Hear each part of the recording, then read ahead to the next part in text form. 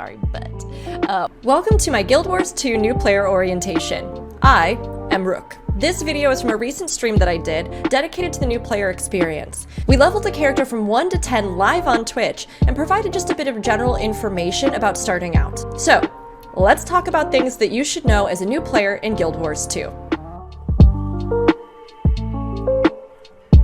We made a little baby! So, as you can see, I literally just made the character and we have started out here in the tutorial zone. So, for any new players, every single character that you make, depending on the race and some of the backstory choices that you've made, will have a different narrative depending on which one you've picked. We picked this particular race, the sort of elf equivalent, but they're actually these kind of leafy, actually pseudo-organic entities. It's very neat. Their lore is awesome in the game.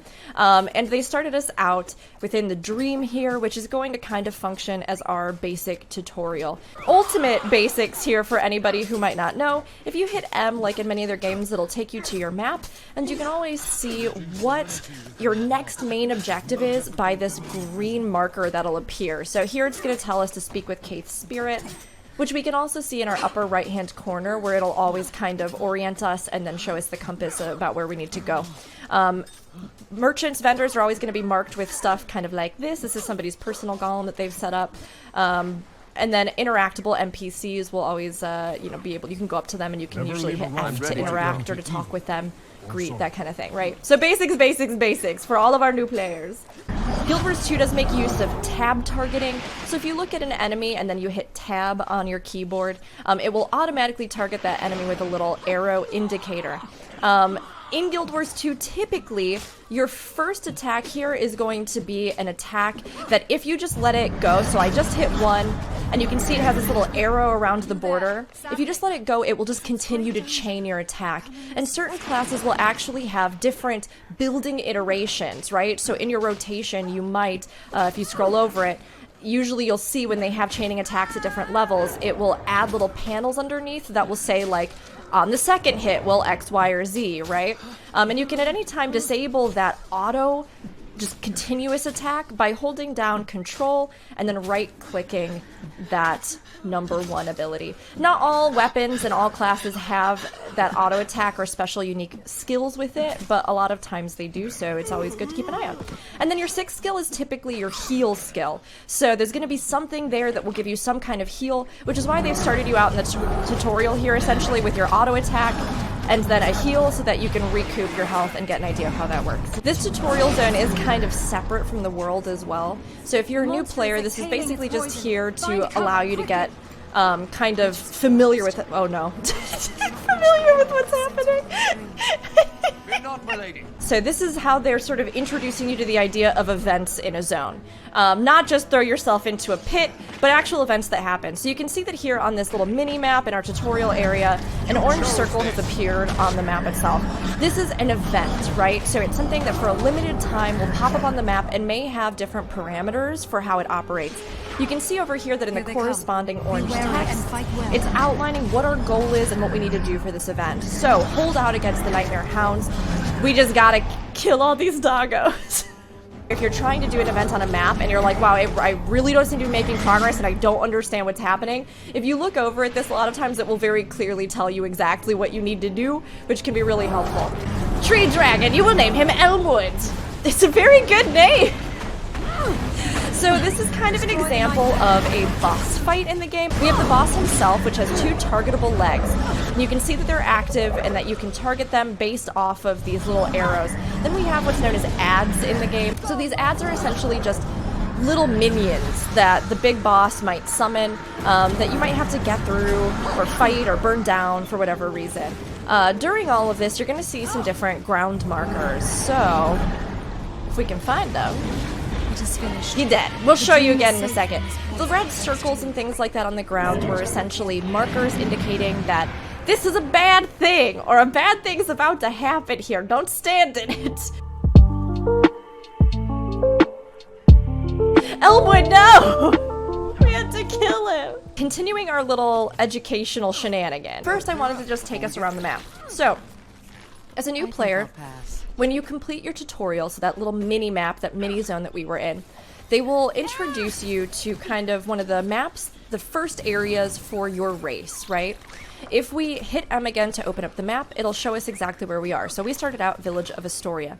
Within here, we can see a few different things. So, like the tutorial video at the beginning that we showed here on stream, kind of mentioned, if you scroll over any of these different icons, it will sparkle for ones that you haven't gotten yet. So we can see here that there's different things we haven't yet claimed. Oh, yeah, I haven't gotten these points of interest, so they light up. It'll basically just help you figure out if you're trying to do full map completion, which does have special rewards in the game. It'll help you figure out what you might still need. And every single thing you interact with on a map actually does give you experience. So if you go to this point of interest and uncover it, you're going to get experience for that. If you unlock a new waypoint, you're going to get experience for that. So to give everybody just a little quick small peek of what's happening here, these different icons indicate different things, and you can get, again, like you said, scroll over them, you'll see more, but if you actually hover over them here, they'll tell you a little bit about it as well. So these like spy glasses are going to be scout points, which will uncover more things to do, points of interest, additional things that you can kind of interact with on each map. They're great to just get, and you get experience. These little squares are going to be points of interest, so interesting points on the map. There sometimes are jump puzzles or things that are tied to these. You get a cool little cinematic. They're usually just a feature or part of the area that's unique or interesting or might have some kind of lore with it. These little stacks of coins are merchants. These little helmets are armor smiths where you can buy gear. Although honestly, the game is going to give you like so much stuff if you're just fighting things. I don't think I ever actually had to buy anything from an armor smith when I was starting out.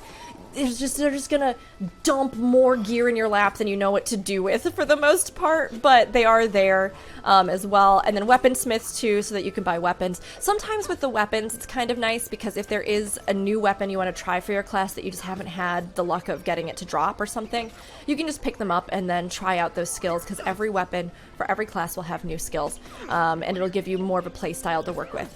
Like we mentioned in the tutorial zone, anything that's like an orange circle that pops up on the map is an event, so it's usually a limited time or duration that has certain goals within it. Sometimes these events can chain into what's known as a meta on the map, or a meta event, which is a multi-step, like, overarching story that sometimes culminates in a boss fight or other big encounters that usually has a lot of good rewards in return.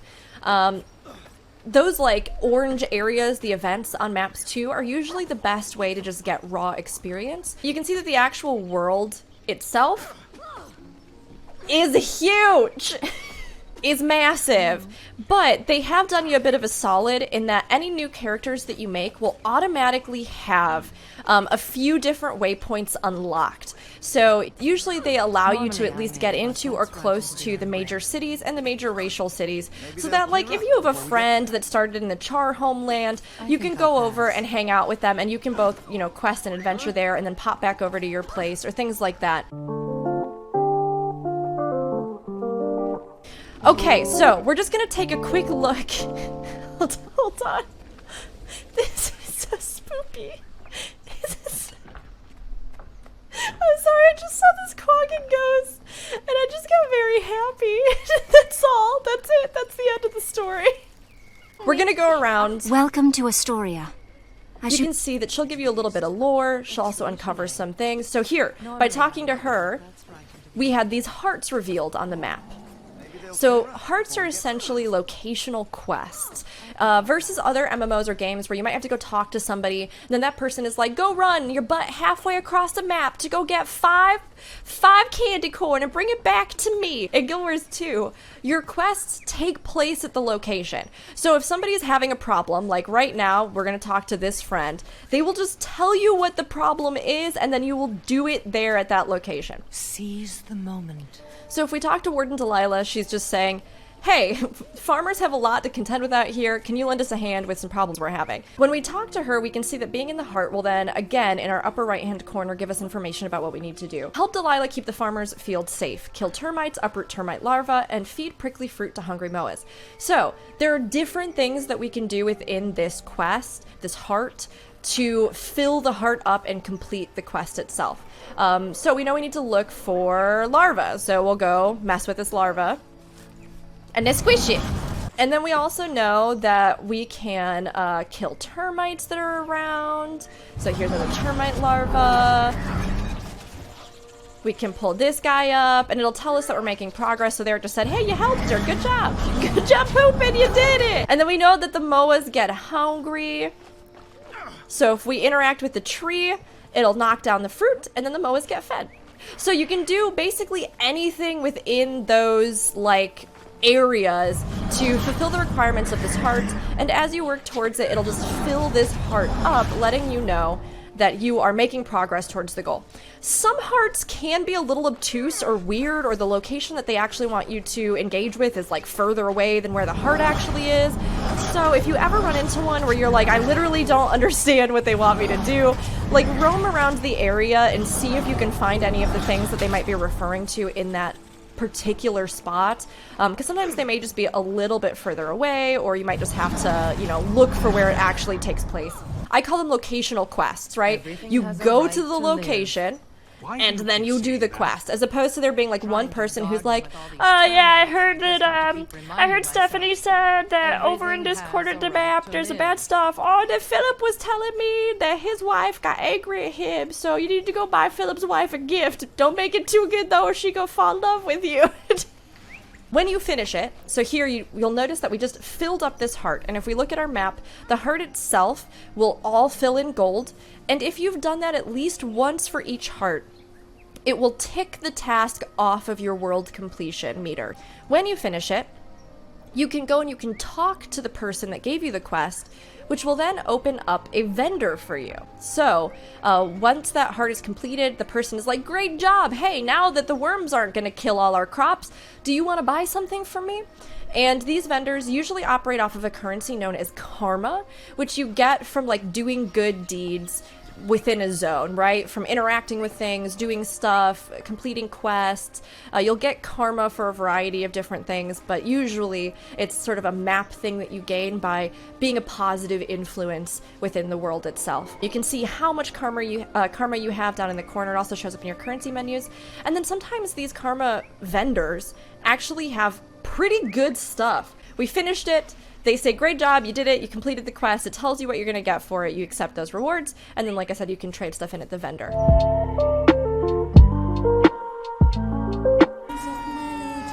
What do you want? Let's break this down. Stuff that you get in the game, for example, this hatchet that we picked up. Unlike other games or a lot of other MMOs, some of them you can, desynth, or you can break down items, or through crafters and gatherers you can. But in Guild Wars 2, breaking stuff down is much more an active part of what you are constantly doing in inventory management than in many other games. So if you have salvaging kits, you can then break down excess gear that you have into different crafting components and different things that provide boosts to your account. The copper-fed salvage-o-matic is just a convenience item that you can pick up from the gem store. It's I think it's well worth it, honestly. And like I said, you can convert in-game gold into gems eventually, so it's one of those things where when you get enough, you could just even buy it with that. But it essentially allows you to not have to get salvaging kits. This one thing will just break everything down for all time. And if you right-click on it, it'll show you what you have: salvage all fine and lower, salvage all masterwork and lower, salvage all rares. You can also, click on it and then manually click the different items to break down. So it's just a really nice little way to have all that stuff constantly be turned over in your inventory. And break this down. My inventory! Today's successes were hard. This is my existence always. Banks are actually account wide. So anything that you put in those banks, or if you increase, like when they have a sale on bank slots or things like that, if you increase the size of your bank, it will also be for all characters forever. It's awesome. So that you can put everything in there. And then it also has a separate material storage where any materials that you get in game from breaking stuff down or from harvesting different nodes and stuff like that will also be deposited into that material bank if you choose to have it deposit. So you can see that right there what I just did to deposit those. I hit deposit all materials and then compact. So what that did essentially is that anything that's in your inventory in this upper right hand corner, if you use this little box that has the arrow on it, it will deposit that to your material storage, which like I said you can access from the bank. And then if you hit compact, it'll just smush all the stuff that's remaining in your inventory into like closer together. There are some certain things that are like special inventory bags that won't compact or that only certain things go into that you can get if you want that to sort things more. But for the most part, it'll just compact everything together. Sorry, Gilmers too. And if there's anything in here that we're like, hey, could I sell this for anything? I can actually go over the item, right click it. Ah, can't sell that one. Right click this. Oh, hey, I can sell this one at the trading post, which will bring me to the interface to sell. I do believe that you can't be on a free account for this. I think you have to have the like game in order to use the trading company. When you look at this actual interface, it will look very confusing. But what's basically happening is that you can both, as somebody who's interested in buying an item, on the market board, you can say, hey, I'm interested in buying something, but I want to buy it for 3 silver, 40 copper. Or as a seller, you can say, hey, I have something I want to sell, but I want to sell it for 3 silver, 49 copper. And then you can post it up. So both buyers and sellers can make requests here within the trading company interface. More often than not, though, I think the best way to get your bang for your buck is to actually look at the seller's side. So you can see that what the lowest amount that's being sold right now is 3 silver, 49 copper. So when I'm looking at it, I might be like, I can list it for the same, 3 silver, 49. I could list it for a little bit lower if I felt like. You know, they'll let you kind of do a variety of things. It'll tell you if it's too low or you can't or whatever it is, right? I usually list right around that same amount or just under. And then you'll go ahead and hit list this item, and it'll automatically be put up for sale. If you're looking to just kind of turn over money, sell mats, sell stuff, you know, when stuff is capped, go ahead and sell it, get stuff out of your material bank if it's all stored in there, sell it on Black Lion, and that's going to actually give you a much more steady amount of gold than a lot of other sources. Mini Mr. Sparkles! I love him! The great thing about Guild Wars 2 is that, yes, the game does not technically have a hard trinity, right? With that said, the idea essentially was that while you were exploring and kind of going through the world, right, they wanted you to have flexibility. They wanted everything to be a flexible exercise for you in the game, right? So that every class could theoretically have something that if they were out exploring would sustain them, heal them, protect them, do damage to enemies. So with that said, every single class has a lot of different variations. As you level up in the game, you're going to eventually get this little toggle here that's going to have a whole bunch of skills that you can unlock. Right now you can see that we only have these couple in our healing skills, and that these other ones are unlocked and will unlock at level 11, 15, 19, 31, right? So with all of these, each of these will eventually get this little tab. And as you get these things that are interactable points on maps known as hero points, hero challenges is what they're called on a map. If you accomplish those, you will get points of skill, basically. And you can put those into unlocking all of the different trees and branches of different skills for your character. And then, when you're feeling like it, you can actually swap these out anytime you're out of combat to be different skills. So those different skills will encompass everything from supporting your team, providing boons, which are the equivalent of buffs, to, offensive abilities, to things that might buff yourself, all these different skills that you'll unlock. As well as then the weapons that you'll have. So on the left-hand side of the bar, you'll have weapons. And those weapons, depending on your class, and or the elite specialization, which is like the evolution of your class, depending on those, they'll have different abilities that you can use. And if you swap between those ability bars, you will then get different skills. Different weapons and different skill arrangements allow you to cater your gameplay in a specific way to a specific task. So if you want to be more of a defender or a tank and to protect your allies, you can pick skills that will do that. And you can run around with a party, right? If you're in the open world and you realize on the fly, oh my gosh, everything everything is dying so slowly, you can just switch to a more offensive weapon, and then you can change your skills up, and you can actually make different build templates where you can pick different, you know, skill sets that you have and different gear sets that you might automatically have loaded in, so you can swap really easily now to them when you're out in the world. If you're doing endgame content like raids or dungeons, or you're doing stuff like high-level fractals, you can swap to more of a tank build. You can do all sorts of stuff, which is really fun. All of the classes were essentially made to be caterable in that way, but to also offer you options. If, as you get those skills and those weapons, you start finding that there's a play style you really want to build around, like power damage, for example, right? Which is just straight up damage that's immediately applied to an enemy. I punch you in the face, it hurts you immediately. Versus Condi damage, which is like something that will harm you over time. You might start seeing that certain abilities have a lot of those, where it's like, oh, I actually really like this skill, and it says that it does Condi damage, or it does poison, or it is a power attack, or it heals, or it, you know, applies this boon, it applies this specific thing. That's when you'll start looking at maybe building something around that. What other abilities do I have that also do power damage? What other abilities do I have that also apply, you know, this particular status effect? And then gear sets that you're getting as you level up or play through, or at certain level breaks as you reach like a new level, they'll give you certain gear and you can pick different ones that have different substats. You'll probably want to start looking for the substats that support the things that you like to do in the game. It actually does make a huge difference in Guild Wars 2 as opposed to some games where you really do need to have like a full set that supports that. It increases Condi damage or power damage or healing or, you know, whatever it is that you might want to be doing. And you may have multiple different sets of gear for different builds that you're running. Usually people initially suggest going for a power build. If you're looking to do damage in the world, a power build, because a lot of the gear that you're going to get is going to have, you know, plus X amount of power on it. A lot of the, you know, stuff that you're going to be able to get and skills that you unlock will likely do some kind of direct power damage. So it's usually just a good place to start, because things like Condi and stuff may need some more kind of passives and things to really be powerful. But again, you can really do anything.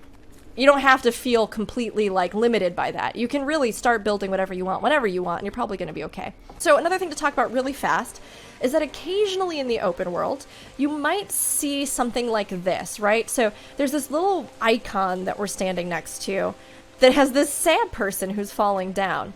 She's like, oh my gosh, this is so annoying. Every time I try to get through this ring of mushrooms, I'm forced back, but I want to see what's in that box. And she's like, I've heard of the ancient technique. The dodge roll. Perhaps that will get you through it.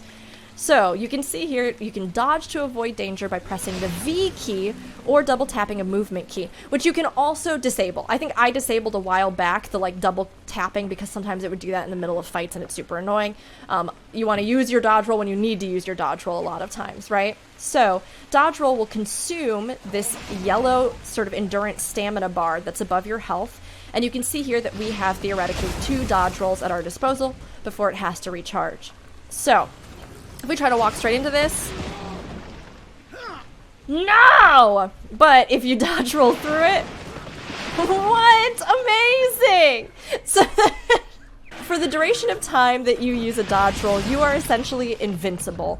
And that can end up being a really big thing, especially for AoEs in Guild Wars 2, which have a faster pace than in many other games where, you know, you might, like in Final Fantasy XIV, for example, you have this split second where it's like, the telegraph appears, I stand, I move, it detonates. Like, in Guild Wars 2, everything is almost always simultaneous. So you will see the thing, and then you better dodge roll for your life to get out of the thing. You can also use stuff like stability, right? Which will keep you from getting knocked down. If it's a knockdown effect, there's all kinds of different abilities that you can use to absorb damage, counteract damage, stay standing, you know, get through. But your dodge roll is the basic essential of your kit that will pretty much allow you to avoid most instantaneous nonsense that will happen in the game because it's meant to be very quick and very responsive.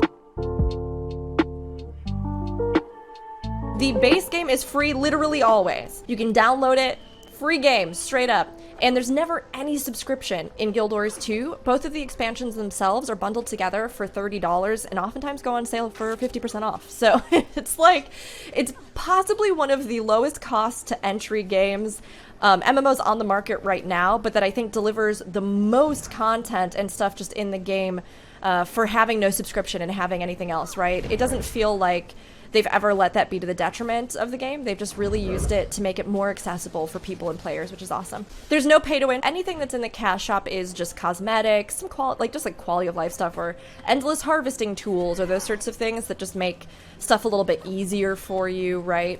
But you can actually also convert in-game gold to gems, which is great. So when you start earning, you know, gold in the game, when you start farming various things, if you're somebody that just doesn't have the cash to do it, you can convert in-game currencies into gem store stuff. And then there's also other little ways that people kind of will get things from the gem store, like the Black Lion chests and keys for those, that are all in-game and don't require any real money.